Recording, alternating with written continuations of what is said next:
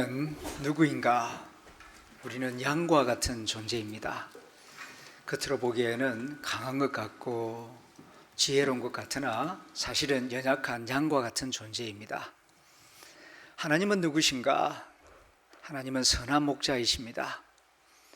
그래서 양과 같은 우리를 지키시고 인도하기를 기뻐하십니다. 때로는 푸른 풀밭으로 쉴만한 물가로 인도하시고 어떤 경우에는 사망의 음침한 골짜기를 지나가게 하실 때도 있습니다.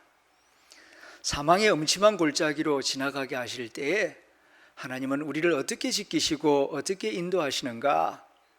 시편 23편을 보면은 주의 지팡이와 막대기로 우리를 안위하신다고 말씀합니다. 주의 지팡이와 막대기가 무엇인가? 십자가 신앙과 부활 신앙입니다. 사망의 음침한 골짜기를 지나갈 때에는 이 세상 그 어떤 것도 우리에게 도움이 되지 않습니다. 사망이 코앞에 닥쳤는데 세상 그 무엇이 나에게 힘이 되고 도움이 되겠습니까? 오직 십자가 신앙, 부활 신앙만이 사망의 음침한 골짜기에서 두려움과 불안과 내일을 알 수 없는 불확실성 가운데에서 우리를 지키고 인도할 수가 있습니다.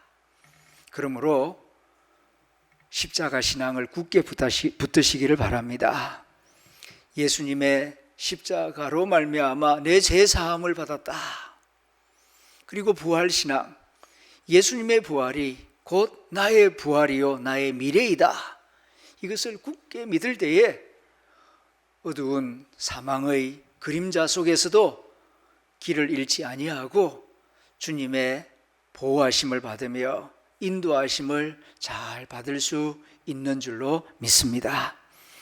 오늘은 사랑하시는 자가 병들었나이다 라는 제목으로 말씀을 준비했습니다. 어떤 병든 사람이 있습니다. 그 사람의 이름은 나사로입니다. 그에게는 두 자매가 있습니다. 마리아와 마르다. 마리아는 7 귀신 들렸다가 주님으로부터 나음을 받은 여인입니다. 그리고 주님의 그 은혜에 감사해서 자기가 가장 소중하게 여기던 항유 옥합을 깨뜨려서 예수님 발에 붓고 그 긴 머리카락으로 예수님 발을 닦은 여인입니다. 그만큼 예수님을 존경하고 사랑하는 마음으로 주님을 따르는 여인이었다는 뜻입니다. 또한 마르다도 주님을 얼마나 사랑했는지 모릅니다. 가끔 주님이 자기 집을 찾아오시면은 정성껏 음식을 준비해서 대접하는 것을 기뻐하였던 그런 여인입니다. 이러한 마리아와 마르다의 오라버니 나사로가 병들었습니다. 그냥 병든 것이 아니고 심각한 병이 들어서 오늘 내일 합니다. 며칠을 넘기지 못할 것 같아요. 그래서 마음이 불안하고 다급합니다. 마리아 마르다는 예수님에게 기별을 넣습니다. 주여 빨리 와 보십시오. 사랑하시는 자가 병들었나이다. 이런 소식을 예수님에게 전합니다. 사랑하시는 자가 병들었나이다. 이게 누가 누구에게 하는 말입니까? 마리아와 마르다가 예수님에게 전하는 말입니다. 예수님을 가장 사랑하는 두 자매 마리아와 마르다, 또 예수님이 사랑하는 나사로, 마리아, 마르다의 주님에게 지금 이 말씀을, 이 소식을 전하는 것입니다. 이 말을 왜 전하는 것입니까? 들으시는 대로 빨리 오셔서 도와주시고 살려달라는 부탁의 마음으로 이 말을 전하는 것이 아니겠습니까? 사랑하시는 자라고 했는데 누가 누구를 사랑한다는 겁니까?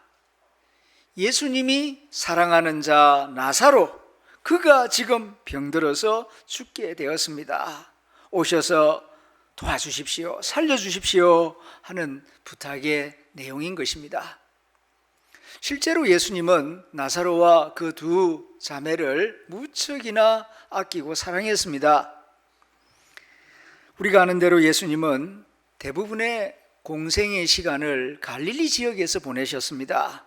그러다가 1년에 한 번씩 6월절이 되면은, 명절이 되면은 이제 갈릴리에서 한 150km 걸어서 이 예루살렘으로 오십니다. 그 예루살렘에서 2, 3주일 머무시면서 성전에 들어가서 6월절을 지키기도 하고 또 유대인들에게 하나님 나라 진리를 가르치셨습니다. 그런데 저녁 시간이 되면은 그 예루살렘 시내에서 주무시지를 않고 예루살렘을 빠져나와서 그 가까이 있는 작은 마을 베다니를 찾아가십니다. 그게 누가 있는데요? 나사로가 있거든요. 그 나사로 집에 가서 밥을 얻어먹고 그리고 주무시고 그리고 다음날 아침이면은 또 예루살렘에 들어와서 진리의 말씀을 가르치시고 그렇게 예루살렘 지역에서 2, 3주일을 보내시고 갈릴리 지역으로 돌아가셨습니다. 그래서 예루살렘 올라오실 때마다 혼자도 아니고 12제자, 그러니까 13명 남자 장정이 그 나사로 집에서 주무시면서 보통 2주일, 3주일 그렇게 밥을 얻어먹고 주무시고 예루살렘 사역을 하시다가 갈릴리로 돌아가셨습니다. 이렇게 신세를 많이 졌어요. 그래서 예수님은 이 나사로 집안 식구들에 대하여서 고마운 마음을 가지고 있고 그리고 또 여러 차례 방문을 하다 보니 이 집안 사정을 훤하게 잘 알고 있습니다. 그래서 그들을 아끼고 고마워하고 사랑하는 마음을 가지고 있는데 그 사랑하는 자가 병이 들었다는 것입니다. 여기서 우리는 이런 질문을 하게 됩니다. 주님이 사랑하시는 자인데 왜 병이 듭니까? 우리 같은 연약한 사람이야 가족이 병들면은 어찌할 바를 모릅니다. 아파도 어떻게 도울 바를 잘 모르죠. 그러나 예수님은 하나님의 아들이 아니십니까? 물 위를 걸으시고 나인성 과부 아들을 살려주신 능력의 주님 아니십니까? 그런데 왜 주께서 사랑하시는 자가 병드는 이런 고통이 일어났다는 말씀입니까? 이해가 잘 되지 않습니다. 우리들도 그런 생각을 하실 때가 있습니다. 하나님 안 믿고 나쁜 짓만 골라서 하는 사람이라면 때로는 사고도 나고 병도 나고 또 실패도 하고 그래서 벌 받는가 보다 그런 생각을 하게 되지만은 하나님을 사랑하고 신앙생활 잘하고 정말 착하게 열심히 살려고 하는데 왜 이렇게 원치 않는 고난이 닥치는 것입니까? 그런 질문이 우리 마음속에도 생겨날 때가 있습니다. 마리아와 마르다도 마찬가지였던 것 같습니다. 그래서 사랑하는 오라버니 나사로가 병들어 누워 신음하고 있는 모습을 볼 때에 급하게 사람을 보내어서 주님 보십시오. 주님께서 사랑하시는 자가 병들었나이다 하고 기별을 넣었던 것입니다. 이 기별 속에는 이 소식을 듣는 즉시 주님께서 빨리 달려오셔서 머리에 손을 얹고 안수기도를 해주시고 그리고 빨리 이 자리에서 일어나 설 수 있도록 도와주시기를 바랍니다 하는 그런 소원이 담겨 있는 것입니다. 예수님이 이 소식을 들으셨습니다. 어떤 반응을 보이십니까? 오늘 본문 4절입니다. 이 병은 죽을 병이 아니라 하나님의 영광을 위함이다 라고 말씀하십니다. 이해할 수 없는 말씀입니다. 대부분의 경우 병에 걸린다는 것은 불안하고 두려운 시간입니다. 병에 걸리면은 잘못하면은 다 죽습니다. 그런데 주님께서는 죽을 병이 아니라 하나님의 영광을 위한 병이다 그렇게 말씀을 하시는 것입니다. 여기서 우리는 깨닫게 됩니다. 우리는 고난을 당하면은 다 나쁜 것이다. 실패하면 다 나쁜 것이고 질병에 걸리면은 다 절망하게 된다. 그렇게 부정적으로만 생각할 때가 많이 있습니다. 그러나 꼭 그렇지는 않다는 것입니다. 때로는 그 고난과 실패를 통하여서 거룩하게 되고 구원에 이르게 되는 그런 역사도 일어난다는 것입니다. 모든 근심이 다 뼈를 썩게 하는 것은 아닙니다. 어떤 근심은 구원에 이르게 하는 거룩한 역할을 하는 근심이 될 때도 있습니다. 근심하였기 때문에, 불안하였기 때문에 더욱 주님을 가까이 하고 말씀을 보게 되고 겸손해지게 되고 주님을 찾게 되는 그런 역사도 일어나기 때문입니다. 그래서 사도 바울은 로마서 8장에서 이런 고백을 합니다. 하나님을 사랑하는 자, 그 뜻대로 부르심을 입은 자들에게는 모든 것이, 성공뿐만 아니라 실패도, 건강뿐만 아니라 질병도, 그리고 행복뿐만 아니라 슬픔도, 모든 것이 합력하여 선을 이룬다고 우리에게 가르쳐 주는 것입니다. 사랑하는 나사로가 병들었다 하는 소식을 주님이 들으시고, 이 병은 죽을 병이 아니다, 하나님의 영광을 위함이다 말씀하신 다음 주님이 머무시던 그곳에 이틀을 더 머무시니라 5절에서 말씀합니다. 어떻게 해서 그 소식을 들었음에도 불구하고 빨리 오시지 않고 이틀을 더 머무셨는가? 우리 보통 사람으로는 이해하기 어려운 행동입니다. 외면하시는가? 아니면은 다른 생각이 있으신가? 바로 여기에 주님의 깊은 뜻이 있습니다. 깊은 사랑이 있고 깊은 지혜가 있습니다. 앞에서 말씀드렸듯이 주님은 대부분의 시간을 갈릴리 지역에서 보내셨습니다. 6월절 때만 예루살렘으로 올라오셨습니다. 그런데 이번 예루살렘 방문은 여느 때와는 다릅니다. 이번 예루살렘 방문은 예수님의 마지막 방문입니다. 왜냐하면 십자가에 달려 죽으시기 때문입니다. 그러므로 신세를 지는 것도 이제 이 나사로의 집에서 마지막으로 신세를 지는 것입니다. 그래서 주님은 생각합니다. 이 고마운 가정, 내가 사랑하는 이 가정에 어떤 선물을 주고 떠나면 좋을까? 그래서 생각하고 깊이 생각합니다. 주님이 줄 수 있는 가장 좋은 선물, 가장 의미 있는 선물, 가장 가치 있는 선물을 생각하시고 그 선물을 줄 수 있는 가장 좋은 타이밍을 생각하고 계십니다. 주님은 우리에게 복음 주시기를 원하십니다. 복된 소식, 이것만큼 좋은 소식이 없고 이것만큼 중요한 것이 없기 때문입니다. 그런데 복음을 듣는 귀와 마음이 열리는 시간이 따로 있습니다. 언제 마음과 귀가 열리게 되는가? 고난이 올 때입니다. 고난이 올 때에 비로소 복음을 들을 수 있는 마음과 귀가 열립니다.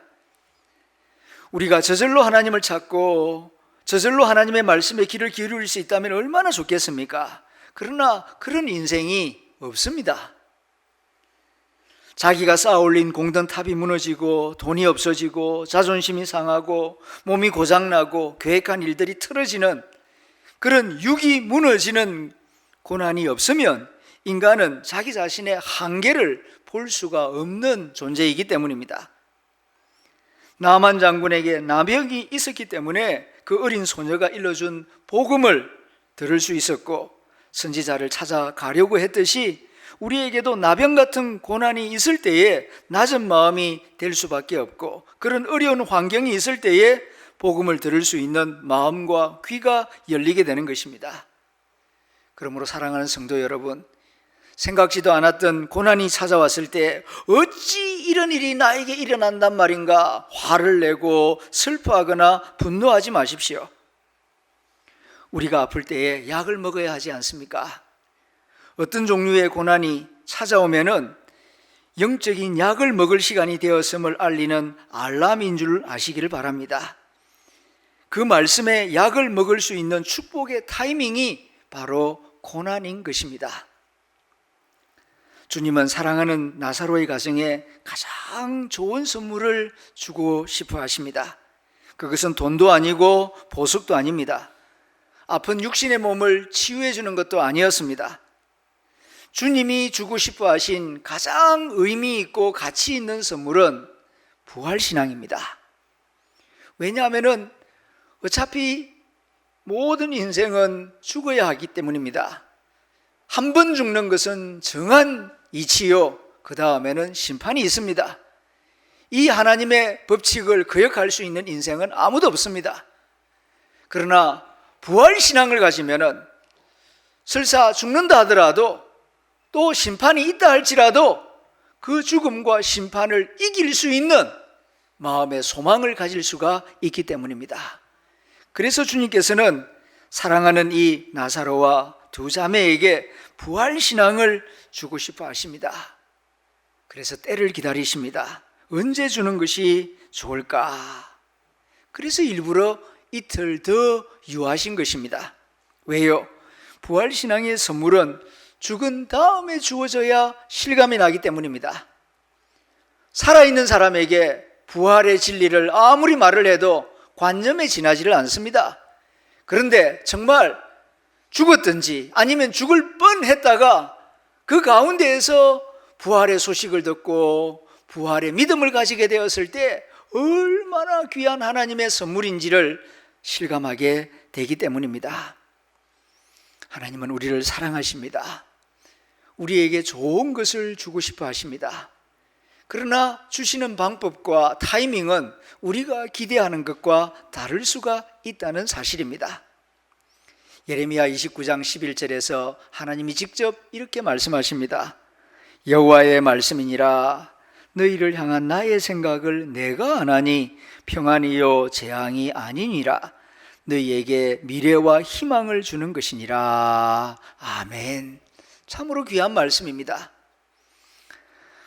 하나님의 생각은 우리가 모릅니다. 하나님의 생각은 하나님만이 아십니다. 하나님의 본심은 사랑하는 하나님의 자녀들에게 소망과 미래를 주는 것입니다. 그런데 소망과 미래를 주는 방법과 타이밍은 우리가 기대하는 그런 방법, 그런 때가 아닐 수가 있는 것입니다. 사랑하시는 자가 병들었나이다 하는 기별을 바꿔서도 이 병은 죽을 병이 아니라 하나님의 영광을 위한 말씀, 영광을 위한 것이다. 이해할 수 없는 말씀을 하셨습니다. 그 다음에는 서두르기는커녕 소식을 듣고서도 이틀을 더 머무시는 그런 이해할 수 없는 행동을 보여주셨습니다. 그러다가 나사로가 죽은 지 나흘이 되었을 때 비로소 현장에 나타나십니다. 그 모습을 보고 많은 사람들이 원망합니다. 심지어 조롱하기까지 합니다. 아니, 오시려면은 죽기 전에 오셔야지. 죽고 난 다음에 오시면 무슨 의미가 있습니까? 조문하러 오신 겁니까? 조문할 사람은 예수님 말고 조문할 사람 세고 셌습니다. 살려달라고 도와달라고 기별을 넣었을 때에는 오시지 않고 왜 죽은 지 나흘이 지나서 냄새가 나는데 이제야 오신 겁니까? 정말 사랑하기는 사랑하신 겁니까? 왜 늦게 오신 겁니까? 배터리 방전되듯이 능력이 다 사라져서 늦게 오신 겁니까? 소경의 눈을 뜨게 해주시고 나인성 과부의 아들을 살려주신 분이 왜 이번에는 이렇게 늦게 오신 겁니까? 아마 별의별 생각이 마음속에 다 떠올랐을 것입니다. 아니나 다를까 주님이 오셨다 하는 소식이 들릴 때에 마리아는 나가보지를 않습니다. 그냥 집안에 앉아 있습니다. 많이 서운했기 때문입니다. 그러나 마르다는 나가서 인사를 합니다마는 사실 그도 마음이 많이 서운했던 것 같습니다. 그래서 주님을 만나자마자 하는 이야기를 들어보십시오. 주님, 여기 계셨더라면, 거기 계시지 않고 여기 계셨더라면 내 오라버니가 죽지 아니하였을 것입니다. 이 말의 의미가 뭡니까? 오시려면 여기 좀 빨리 오시지 왜 이렇게 늦게 나타나신 겁니까? 서운한 마음을 이렇게 말하고 있는 것입니다. 그때 주님은 말씀하십니다. 왜 이제야 이 자리에 내가 나타났는지 주님의 본심을 말씀하십니다. 내 오라버니가 살아나리라. 나는 부활이요 생명이다. 나를 믿는 자는 영생을 얻으리라. 왜 예수님이 이제야 이 자리에 오셨는가? 그 이유는 내가 부활이요 내가 생명이라는 것을 증거하기 위하여, 그리고 내가 부활이요 내가 생명임을 믿으면 영생을 얻게 된다는 이 진리를 너희 마음속에 각인시켜주기 위하여 내가 지금 이 자리에 너희 앞에 나타난 것이다 말씀하시는 것입니다. 그리고 나사로의 무덤 앞으로 가자 해서 무덤 앞에 섰을 때에 무덤을 향하여 나사로야 나오라 하고 크게 부르십니다. 이 부분에 대하여 칼빈은 재미있는 주석을 합니다. 왜 그냥 무덤 앞에서, 나사로 무덤이니까 그냥 나오라 해도 될 것인데 지명하여 이름을 부르며 나사로야 나오라 라고 하셨는가? 그 이유는 그냥 나오라 하면은 세상 모든 무덤이 다 열려가지고 다 나오면은 혼란에 빠질 것이기 때문에 지명하여 나사로야 나오라 그렇게 예수님이 말씀하셨다는 것입니다. 그러나 나사로의 부활은 예수님의 부활과는 다릅니다. 나사로 입장에서는 사실 무덤에서 안 나오는 게 더 나을 수도 있습니다. 왜냐하면 다른 사람들은 죽음을 한 번 경험하는데 나사로는 죽음을 2번 경험하거든요. 그런데 왜 부활케 하신 것입니까? 누구를 위한 것입니까? 무엇을 위한 겁니까? 그것은 사랑하는 마리아와 마르다, 그들 마음속에 부활신앙을 깊이 심어주기 위해서, 예수님이 부활이요 예수님이 생명이다, 예수님 말씀하시면은 죽었던 네 오빠가 살아나는 것을 네 눈으로 보아라, 내가 부활이다, 나 예수가 생명이다, 나를 믿어라, 그리하면은 죽어도 산다, 내가 영생이다, 이 믿음을 마음속에 심어주기 위하여서 이와 같은 일이 있었던 것입니다. 여러분은 무엇이 가장 큰 선물이라고 생각합니까? 하나님이 예수 그리스도를 통하여서 우리에게 주신 가장 귀한 선물은 부활의 진리, 부활의 소망입니다. 이것을 이 예배 가운데 깊이 깨닫고 부활신앙을 더욱 소중하게 여기는 성도들이 될 수 있기를 축원합니다. 십자가신앙, 부활신앙, 이것이 주님의 지팡이와 막대기입니다. 이 2개의 막대기로 사망의 음침한 골짜기로 걸어갈 때에 우리를 지키시고 인도하신다는 것을 꼭 기억하시길 바랍니다. 반대로 십자가 신앙도 없고 부활 신앙도 없으면 사망의 음침한 골짜기에서 벗어날 방법이 없어요. 불안과 두려움과 저주와 심판 아래서 벌벌 떨다가 멸망당하고 마는 것입니다. 십자가 신앙과 부활 신앙, 이 2가지를 우리 가슴 속에 깊이 새겨주어서 하나님의 자녀답게 승리하며 살아갈 수 있도록 인도하기 위하여서 오늘도 이 말씀을 들려주시는 것입니다. 예수님을 영접한 다음 이어령 박사가 처음으로 출판한 책 지성에서 영성으로, 그 책에서 이렇게 말합니다. 의문은 지성을 낳고 믿음은 영성을 낳는다. 지식이 자라기를 원합니까? 지성이 자라기를 원합니까? 그러면 질문을 많이 하셔야 돼요. 그냥 당연하게 생각하는 사람 지식이 자라지 않습니다. 배우는 게 없습니다. 자꾸 물어봐야 됩니다. 자꾸 의심하고 질문을 많이 하는 만큼 알게 됩니다. 지식과 지성이 자랄 것입니다. 영성이 자라기를 원하십니까? 하나님의 영광을 보기를 원하십니까? 그러면 믿어야 합니다. 예수님이 길이요 진리요 생명이다. 예수님이 부활이다. 이해가 되지 않더라도 믿어야 합니다.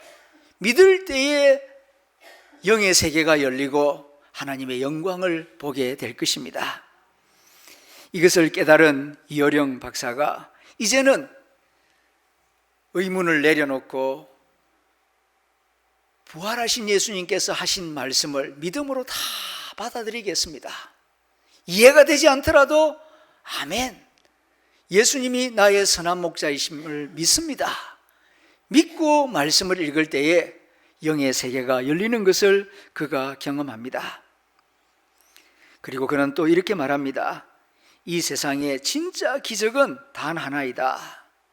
그건 병이 낫는 것도 아니고 죽은 자가 살아나는 것도 아니고, 진짜 기적은 부활과 영원한 생명, 이것이야말로 가장 가치 있는, 가장 중요한 기적이다. 그렇지 않습니까? 부자가 되는 것도, 병이 낫는 것도, 그리고 원하는 학교에 들어가는 것도 놀라운 일이죠. 감사한 일이죠.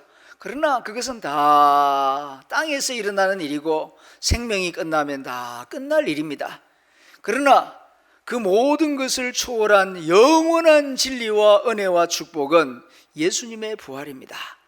예수님의 부활이 나의 부활이 된다는 이 말씀, 이것만큼 귀한 진리의 말씀, 소망의 말씀이 어디에 있겠습니까? 이 소중한 진리를 깨닫고 믿게 하기 위하여 사랑하는 자, 이어령 박사의 가장 사랑하는 딸 이민아가 병드는 일이 나에게 있었나이다 라고 고백합니다. 그 딸을 통하여 무신론자 지성인 이어령 박사가 예수님을 영접하는 은혜와 기적이 일어났기 때문입니다. 하나님은 우리를 사랑하십니다. 우리는 하나님의 능력을 믿습니다. 동시에 하나님의 지혜를 믿어야 합니다. 많은 경우 우리 그리스도인들이 하나님의 능력은 믿는데 지혜를 믿지 못해서 불안해하고 방황할 때가 들어 있습니다. 하나님은 놀라운 능력을 가진 동시에 놀라운 지혜를 가지고 계신 분이십니다. 그래서 내 생각과 다를 수 있고 내 방법과 다를 수 있고 내 때와 다르게 역사하실 때가 있습니다. 나를 잊어버려서가 아닙니다. 나를 사랑하지 않아서가 아닙니다. 하나님의 능력이 소진되었기 때문이 아닙니다.